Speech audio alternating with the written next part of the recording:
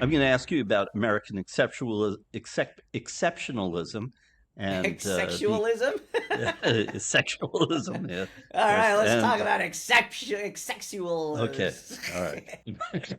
American exceptionalism versus people that want an economic apocalypse, basically. Mm-hmm.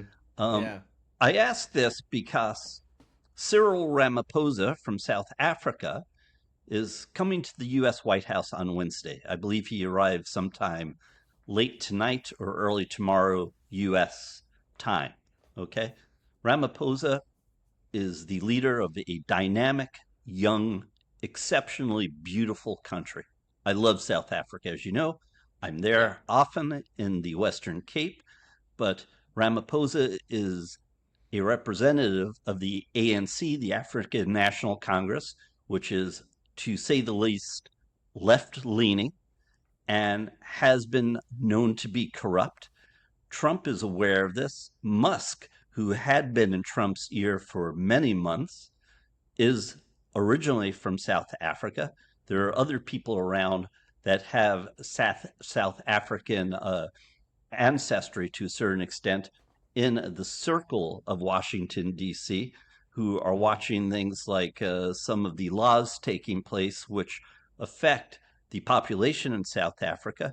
And economically, South Africa should be one of the richest countries in the world, not tomorrow, but if it were open to capitalism and forgot about cronyism and left behind the massive corruption that hinders it, it would become a powerhouse in a handful of years.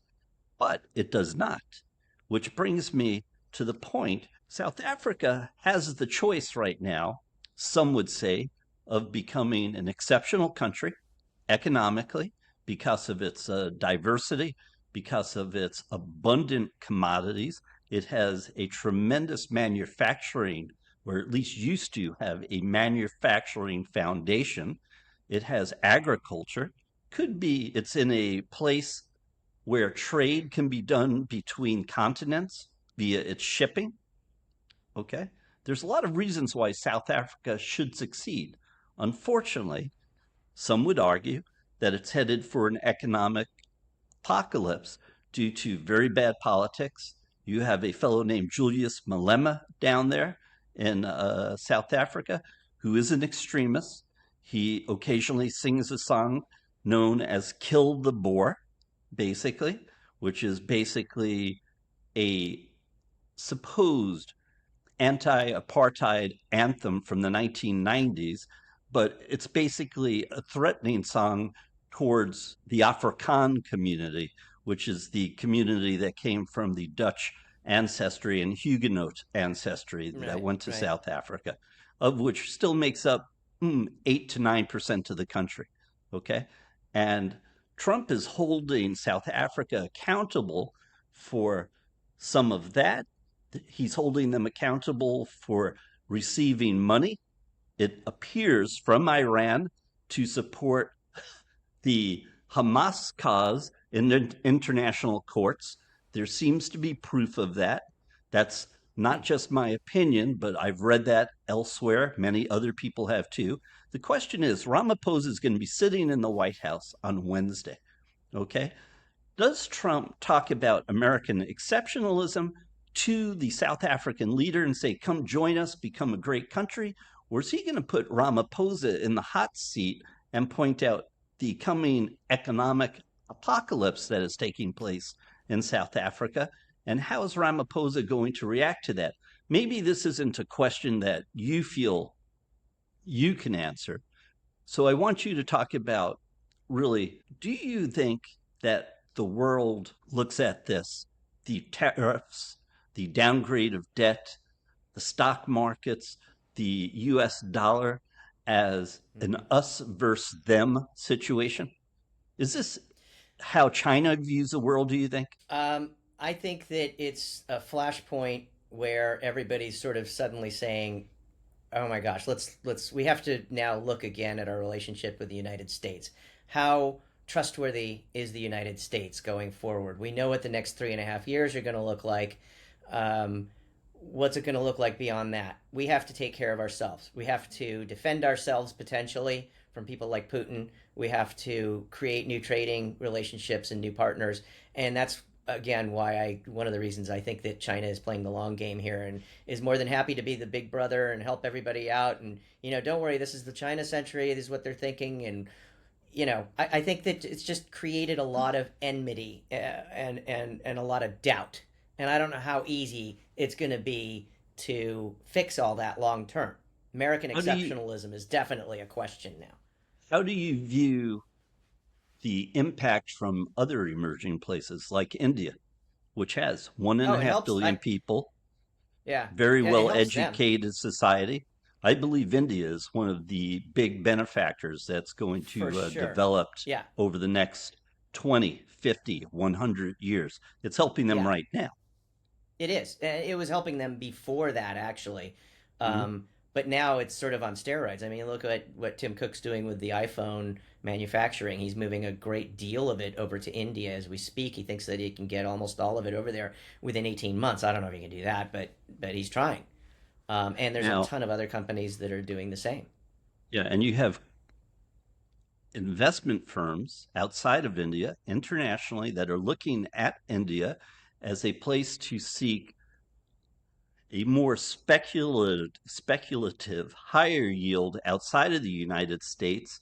As part of your portfolio, you can't keep all of your money in the United States. You should move, 10% of your investments Right. outside the US. Everyone for years was putting money into China, but people are Mm-hmm. now turning their eyes to India because it's Yep. perceived as a more open society, a democratic society. The Mm-hmm. demographics are extremely good in India. Now, I'm a little Mm-hmm. biased with this, I admit, and people can look this up. I do some business in India. So I I do too. admit I do have some skin in the game here as I'm Yeah, I talking do too. about this. But I view India as a country that can be viewed as a potential place to create exceptionalism with or without the United States, by the way, a little like Mm-hmm. you're alluding to. Because Mm-hmm. if countries form alliances, India with its Pacific neighbors, Vietnam, Thailand, the Philippines, Australia, Japan, South Korea, if the Chinese want to enter that, they used to talk about in the 90s the so-called Asian tigers. Okay, remember that when they would speak Mm-hmm. about Malaysia, Mm-hmm. Indonesia, and all the growing economic giants at that time from the region that people were not so familiar with, Americans at least, or some Europeans. But now I think people have turned, it isn't that they've turned a blind eye. That's what I was going to say. But I don't think they're paying enough attention to India.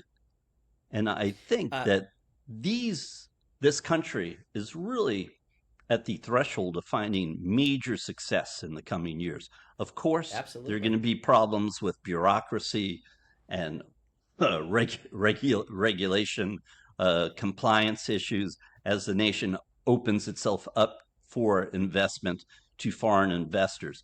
But I believe that what Trump is doing and what's going to take place between South Africa and the United States on Wednesday is going to be very telling for the so-called emerging market countries, places like Brazil, maybe even Mexico, will look at the results of this meeting coming on Wednesday and say, "Hmm, is this what's in store for us?" In other words, is Ramaphosa going to be put in that seat that Zelensky sat, what was it, a Mm-hmm. month and a half ago, where Mm-hmm. there was an open confrontation with Trump in the White Yeah, House? I it's thought a lot of ridiculous. that was Zelensky's fault, by the way, but it will be interesting to see how Ramaphosa handles this.